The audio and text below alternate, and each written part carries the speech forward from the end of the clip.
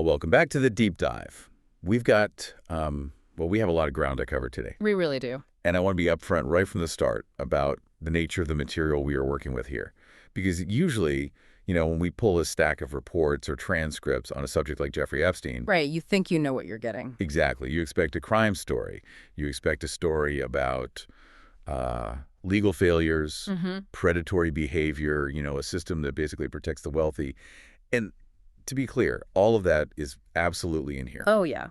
It's the foundation of it. But the document we are analyzing today, which is a detailed breakdown and an interview with John Kiriakou, it takes a sharp left turn. It moves into a genre that feels less like Law and Order and honestly more like a John le Carré novel. It really does. And frankly, if this information were coming from like an anonymous message board or a tabloid, we throw it out. Right. We would both be highly skeptical. We'd toss it in the bin. But the source really matters here. We are looking at the professional analysis of John Kiriakou. Yeah, and for those of you listening who might not know that name right off the top of your head, we need to context that a little bit. Yeah. Kiriakou isn't a journalist. No. He isn't some internet sleuth. He is a former CIA officer. Not just any officer either. He was the chief of counterterrorism operations in Pakistan. Right. He is the man who led the raid that captured Abu Zubaydah, who was a really high-level al-Qaeda figure. So he has been deep, deep inside the apparatus of American intelligence. But there's another side to his background, too. Yeah, he's also a whistleblower. He actually went to federal prison for exposing the CIA's torture program. Which is wild. It is. So he has seen the system from the absolute penthouse, and he has seen it from the inside of a prison cell. Which gives him this really specific dual perspective.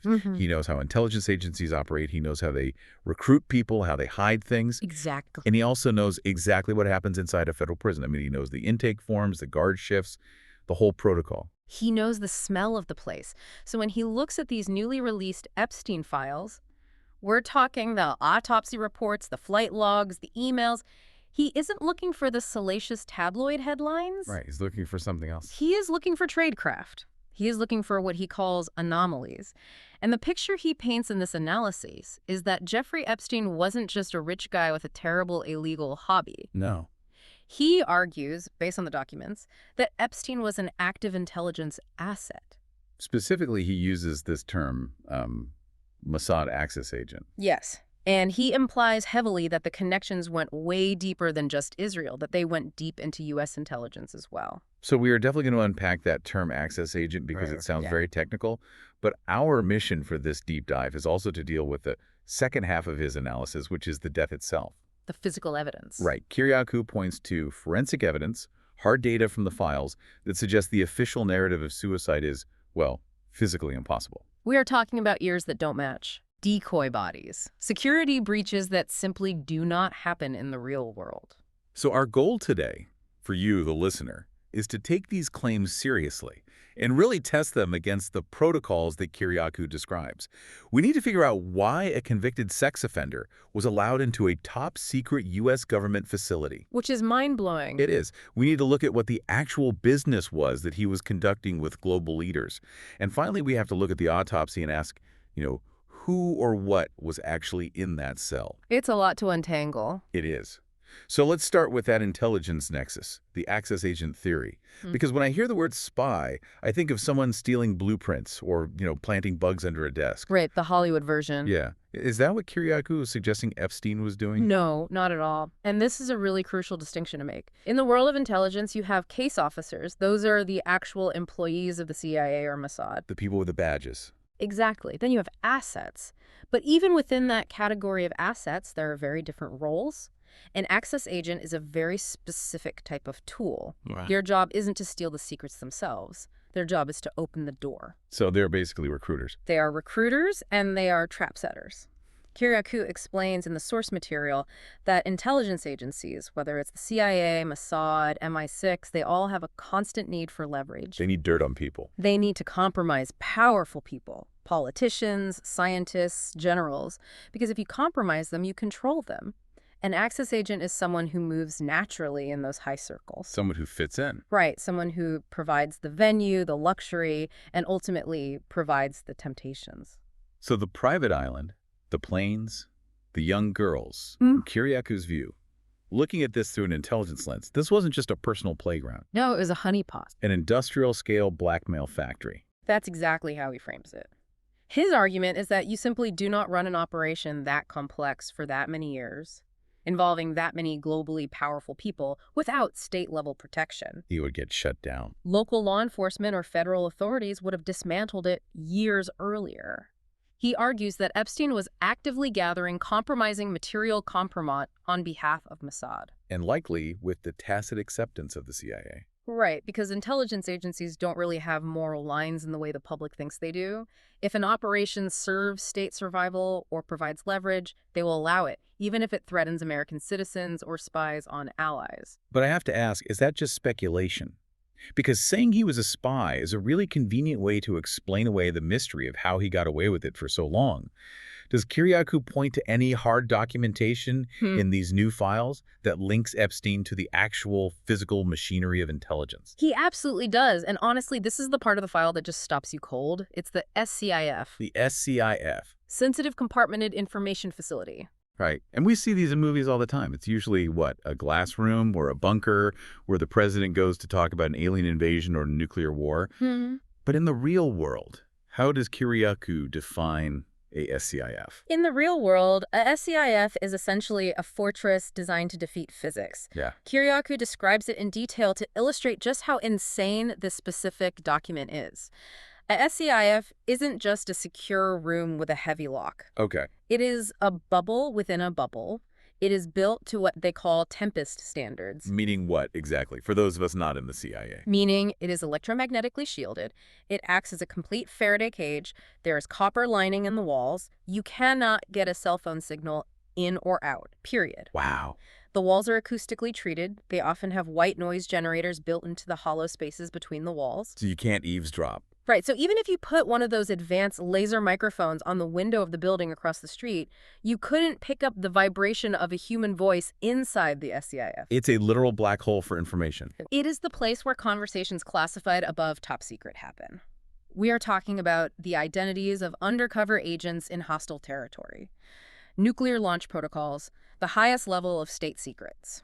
And the released files actually place Jeffrey Epstein inside one of these rooms. Yes. The documents indicate Epstein entered an American SCIF in 2018. Okay, let's just pause on that date.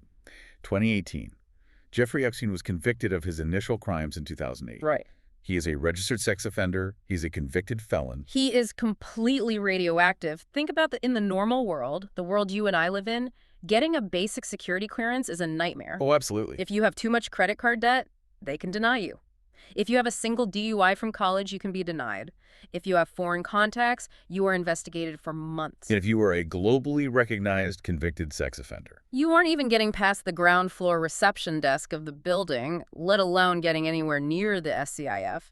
Kiriakou makes this point with incredible force. He says Epstein wouldn't even be allowed to know where the SCIF was located. Because it's not like there's a neon sign. Exactly. It is usually just an unmarked door on a highly restricted floor. So how on earth does he get in? Does he just sneak in behind someone? You don't sneak into a SCIF. That's the point. You have to be formally read in. You have to be on a heavily vetted access list. You have to pass biometric scanners. You have to physically punch in a unique PIN code. So if he was in there, someone intentionally let him in. Someone high up held the door for him. And this is where Kiriakou pivots to the U.S. intelligence connection, because he argues that even if Epstein was a high-level Mossad officer, which he wasn't, he was an asset. The CIA or the NSA would never, ever allow a foreign national casual access into an American SCIF. It's a violation of every protocol. Every single one. Wait, we don't share SCIFs with our allies. Not even Israel or the UK. Not like that. We might share the intelligence that is derived from a conversation inside a SCIF, but we do not give foreign nationals the key to the room itself.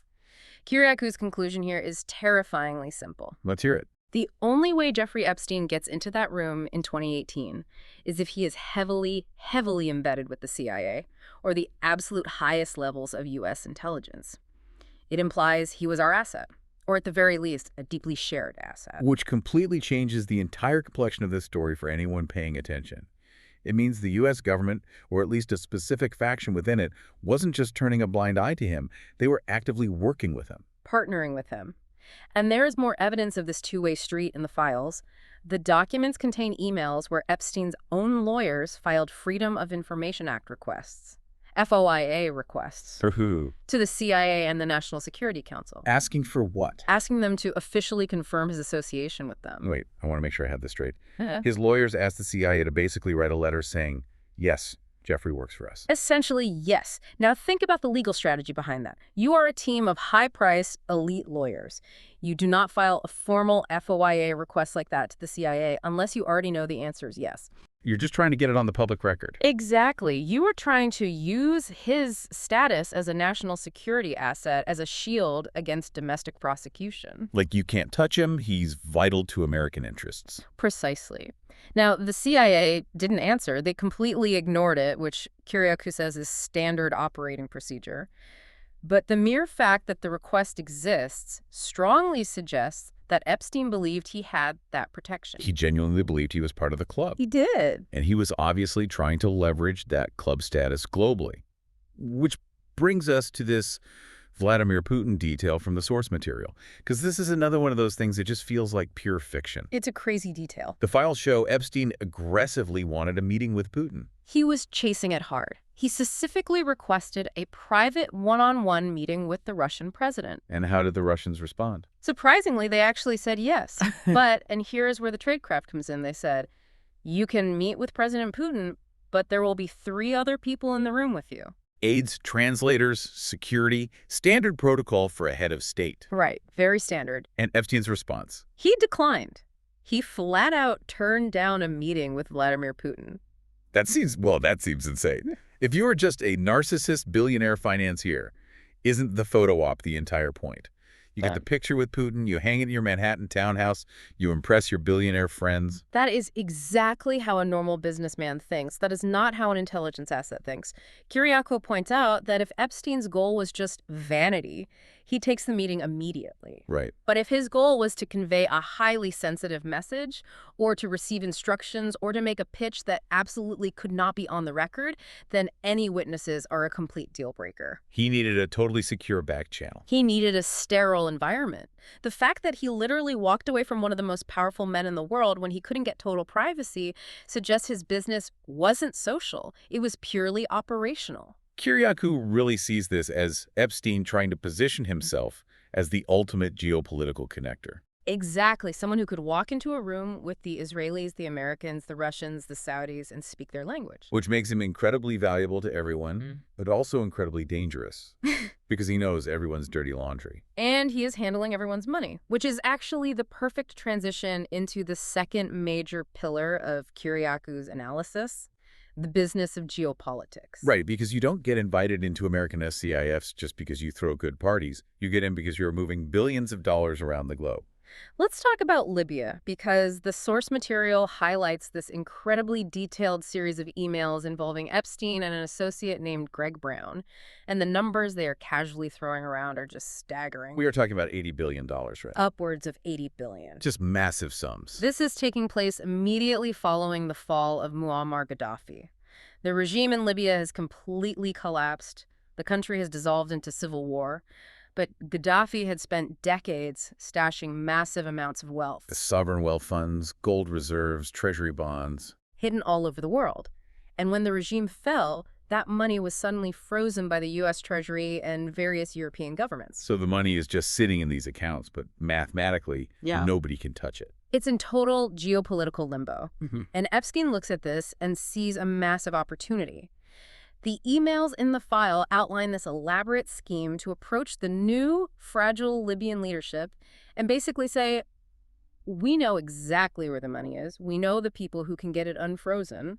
We can get it back to you. For a fee, naturally. A massive fee. They were openly discussing recovering these national assets and keeping a cut of anywhere from 10 to 25% as compensation. So potentially $20 billion in pure profit just for acting as the middleman for the paperwork.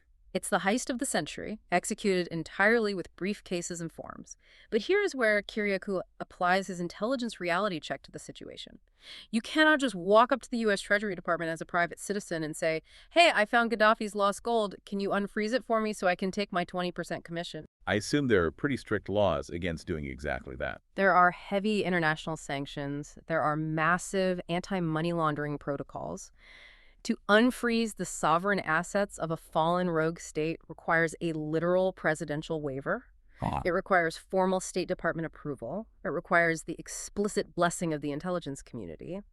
In fact, in the emails, Brown mentions having friends formerly with MI6 and Mossad to help them navigate this. So for Epstein to even propose this scheme? For him to put it in writing, to spend actual time and resources on it, implies that he fully believed he had the juice to make it happen.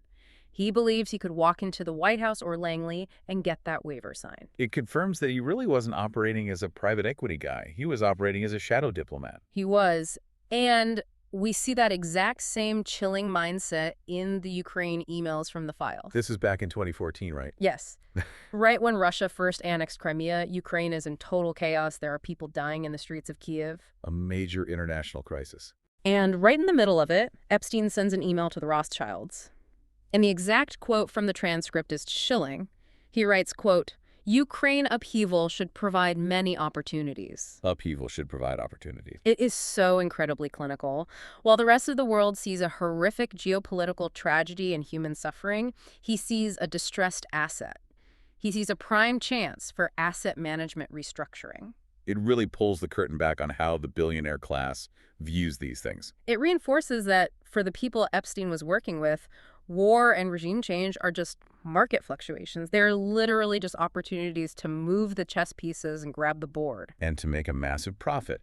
But eventually, the music stopped. Or at least Epstein was finally taken off the board. He gets arrested again in 2019. He is sent to the Metropolitan Correctional Center in New York, the MCC.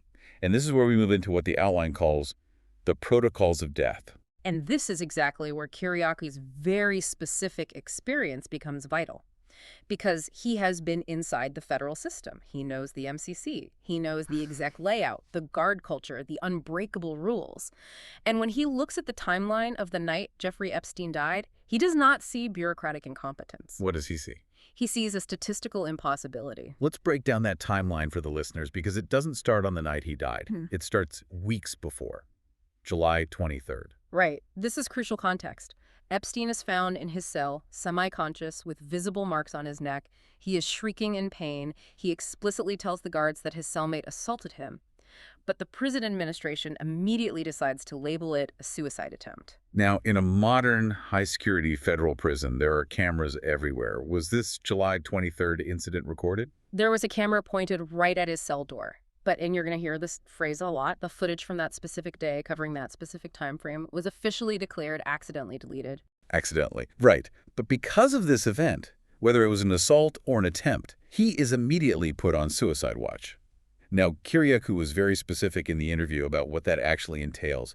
Can you walk us through standard protocol? Because I think most people just imagine a guard casually checking on you every hour. Oh, no. Suicide watch in the federal system is comprehensive. It is meticulously designed to be impossible to fail. First thing they do, they strip you completely naked. Okay. Then they give you a paper gown. And it's not like hospital paper. It's thick, stiff, uncomfortable paper. The reason is you cannot tear it into strips to make a noose or a ligature. It's physically impossible to hang yourself with it. Exactly. Then you are moved out of your cell and into a special observation room. It's basically a fishbowl. It has glass walls on 3 sides. And then comes the most important part of the protocol. The companion. The companion. Who is that? It's another inmate, usually what they call a trustee, someone with exceptionally good behavior who earns privileges. Their sole dedicated job is to sit in a hard chair right outside that glass wall and stare at you 24 hours a day. They just watch you. They watch you, and they have a detailed logbook. If you scratch your nose, they write down the exact time you scratched your nose. If you roll over in your sleep, they log it. You are never, for a single second, unobserved. So if that is the gold standard protocol, how did Jeffrey Epstein manage to die in federal custody? Well, step 1, they took him off suicide watch. After how long? 6 days. 6 days. Is that normal? Kiriakou says this is absolutely unheard of. You have a high-profile, high-value inmate with a heavily publicized suspected suicide attempt just a week prior. You stay on watch until the chief psychiatrist formally clears you, which usually takes weeks, if not months. But they abruptly moved him back to a regular cell in the special housing unit. And they gave him back his regular prison clothes. They gave him clothes. They gave him regular bed sheets, which of course became the official weapon. And they put him in a standard cell with an obstructed view from the corridor. But he still had a cellmate at this point, right? He did. A man named Efrain Reyes, who ironically was a convicted mass murderer. But at least he was another living body in the room who could theoretically yell for help. But then exactly 2 days before Epstein's death, Reyes was abruptly transferred out of the cell. And was he replaced? No. Epstein was left completely alone in the cell. Okay, so let's stack this up for a second. He is prematurely removed from the safe room. He is handed the exact physical tools he would need to kill himself.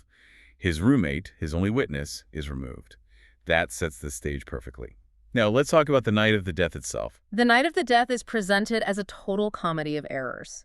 The guards assigned to that specific unit are mandated to do physical rounds every 30 minutes. They missed the 3.0 a.m. round. They missed the 4.0 a.m. round. What were they doing instead of their jobs? They were allegedly sleeping and shopping for motorcycles on the internet. You're kidding. I wish I was. We know this for a fact because they falsified the official logbooks later that morning to say they had done the checks, and the FBI caught them doing it. And what about the cameras? If the guards are asleep, surely the central control room sees something on the monitors. The cameras immediately outside his cell mysteriously malfunctioned, or, as the Bureau of Prisons official awkwardly phrased it to Kiriakou, they were in a routine reset blip where the system temporarily tapes over itself during a reboot cycle. Gone. A reset blip right at the exact hour the most famous prisoner in the world dies. I know. Kiriakou's central point here is about probability. He says any one of these things happening in isolation is plausible. Guards get lazy and sleep on shift. Sometimes cameras break. Sometimes administrative procedures get sloppy. Sure, human error exists. But for all of them to happen, the early removal from suicide watch, the removal of the cellmate, the sleeping guards, the falsified logs, the perfectly timed broken cameras, the previously deleted footage, and for all of these systemic failures to happen in perfect, simultaneous synchronization, the statistical odds are astronomical. It looks like the Red Sea parted for this to happen. It looks like a completely sanitized corridor. It looks like someone with immense authority intentionally cleared the path for an event to happen undisturbed. And this leads us to what is easily the most controversial part of Kiriakou's entire analysis, the event itself, the physical body. Because Kiriakou doesn't just question how the prison system failed. He questions the actual forensic evidence of the body wheeled out of that cell. Yes. And this is where we have to dive into the ears theory. This is the detail that the mainstream media almost entirely ignored, but Kiriakou fixates on it because it is hard biometric data. We have the official autopsy photos of the body found in the cell. Kiriakou points out that the ear visible in the autopsy photo does not structurally match Jeffrey Epstein's ear. How so? What's the difference? Biometrically, ears are incredibly unique. They are literally used by intelligence agencies like fingerprints. The specific curve of the helix, the shape of the antihelix, the way the lobe attaches these physical structures do not change with age or weight loss or stress. Kiriakou argues that the ear on the cadaver has a completely different architectural structure than the ear seen in thousands of high-definition photos of Epstein when he was alive. But is it possible it's just swelling? Or maybe a weird angle of the camera lens? That is always the standard counter-argument. When a person dies, blood pools, tissues swell, angles distort. But Kiriakou doesn't just rely on the ear. He layers this with another forensic discrepancy from the autopsy that is significantly harder to explain away. And we have to be totally blunt here because it's a documented medical fact. Go ahead, let's hear it. Jeffrey Epstein had a heavily documented physical deformity of his genitalia. This is deeply embedded in the police records from Florida. It was confirmed by multiple victims who independently described it in vivid detail during questioning. They universally described a very specific egg-shaped deformity. And it was confirmed by the prison system too, right? Yes, it was confirmed by mandatory strip searches during intake. It was an established, known physical identifier. Okay, so what does the autopsy report say? The official autopsy report describes, quote, a normal circumcised penis. That seems Well, it's binary. It's either deformed or it isn't. Exactly. You simply do not miss that in a forensic autopsy. A medical examiner's entire job is to meticulously note every single scar, every mole, every anatomical anomaly. To officially list it as normal suggests a fundamental disconnect with reality. Kiriakou's argument is straightforward. If the ear doesn't match the biometric profile and the specific known physical description doesn't match, are we actually looking at Jeffrey Epstein on that table? Look, I'll be honest. This sounds exactly like a conspiracy theory you'd find deep on a message board. It really does. But Kiriakou cites an actual DOJ document that uses the phrase decoy body. Yes. This is officially in the released files. The Department of Justice documents casually mention that a decoy body was moved within the prison to, quote, trick the press during the transport from the MCC to the hospital. Is that standard procedure? Do federal prisons just keep spare bodies lying around to fool the paparazzi? Kiriakou actually spoke to forensic transport experts who told him it is absolutely unheard of. You do not play shell games with human remains. It violates every single legal protocol regarding chain of custody. Right. But if the DOJ admits in writing to using a decoy body for the transport phase, it completely opens the door to a terrifying question. Was the actual switch made much earlier inside the cell? And this connects to the 4chan mystery from the source outline. I usually ignore literally everything that comes out of 4chan, but in this specific case, the verified timeline forces us to pay attention. It forces you to look at it. Roughly 40 minutes before the news of Epstein's death broke anywhere, before ABC, CNN, or Twitter had a word of it, a highly detailed post appeared on 4chan. What exactly did it say? The poster explicitly claimed to be a guard working at the facility at that exact moment. He wrote about the cardiac arrest, he wrote about the chaotic transport to the infirmary, but he included incredibly weird, granular details.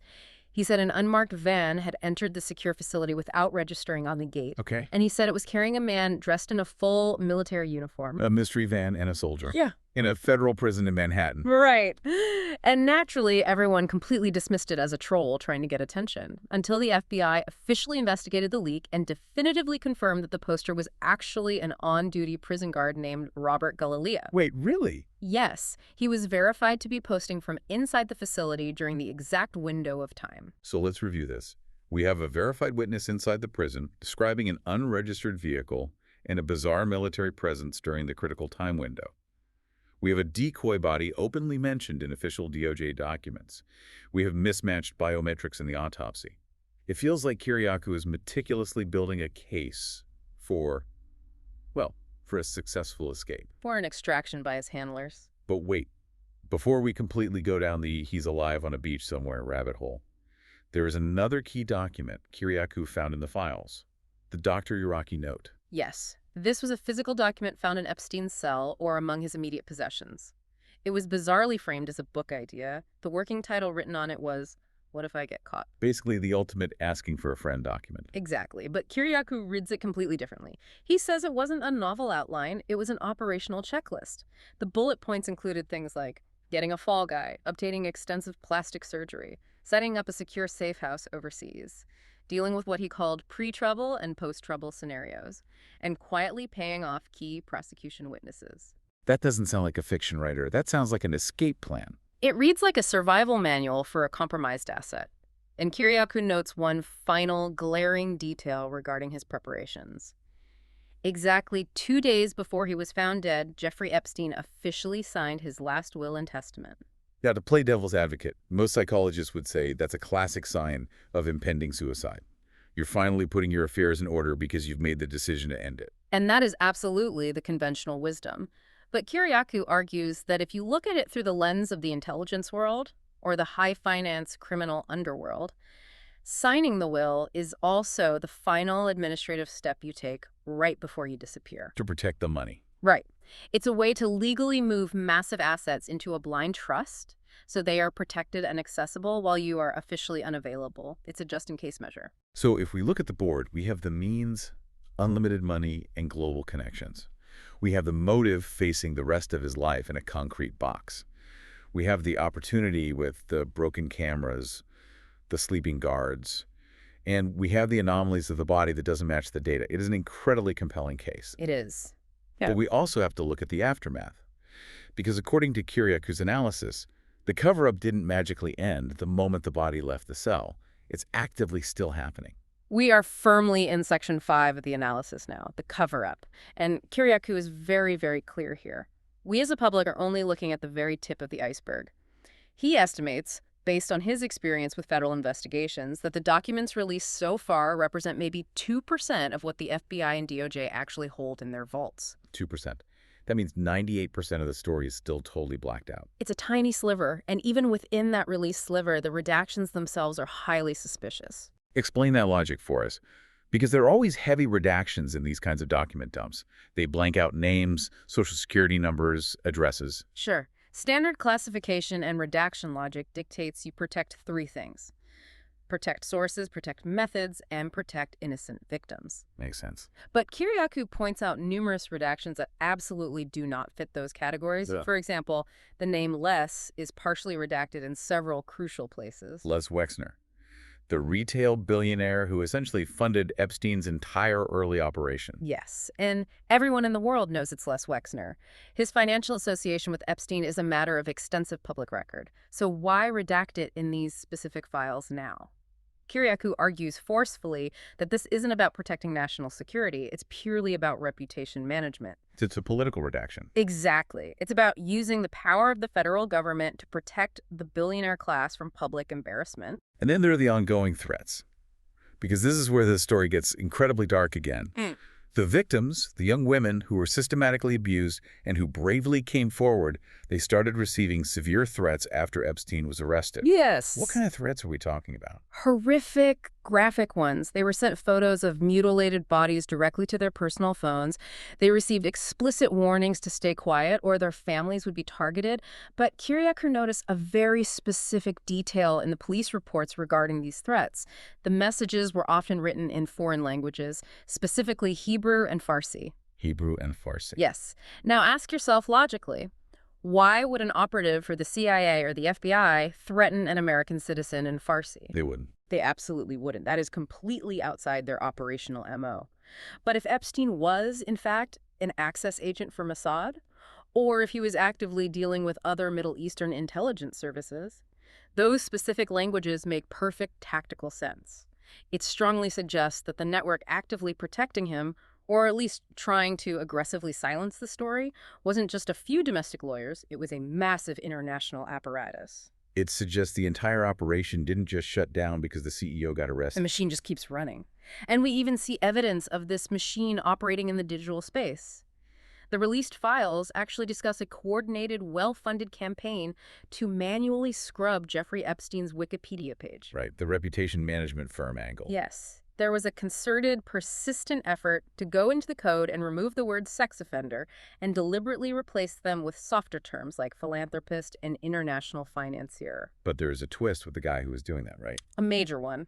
The specific person firmly linked to orchestrating this digital scrubbing effort met a very sudden, suspicious end. What happened to him? He was found dead at the bottom of a cliff in rural France. A cliff? Officially ruled a tragic hiking accident. No witnesses. He just fell.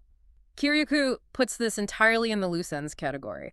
When you work for people operating at this geopolitical level and you suddenly become a public liability, weird accidents tend to happen. It just creates this inescapable pattern. The Wikipedia editor falls off a cliff, the federal guards fall deeply asleep, the state-of-the-art cameras malfunction, the politicians get their names blacked out of the record. It really feels like an entire immune system protecting itself. That is the core underlying theme of Kiriakou's entire deep dive. The Spy in the SCIF isn't just a story about one incredibly evil man. It's a story about the intersection of high-level intelligence, global finance, and elite politics, and how that specific intersection enjoys total, unquestioned immunity from the law. Now, the outline mentions high-profile complicity. People like Sarah Ferguson and Howard Lutnick. We also see names like Trump and Clinton mentioned frequently in these files. We have to be careful here, though. What exactly do the files say about them? It's important to be incredibly precise. The files show deep, toxic associations.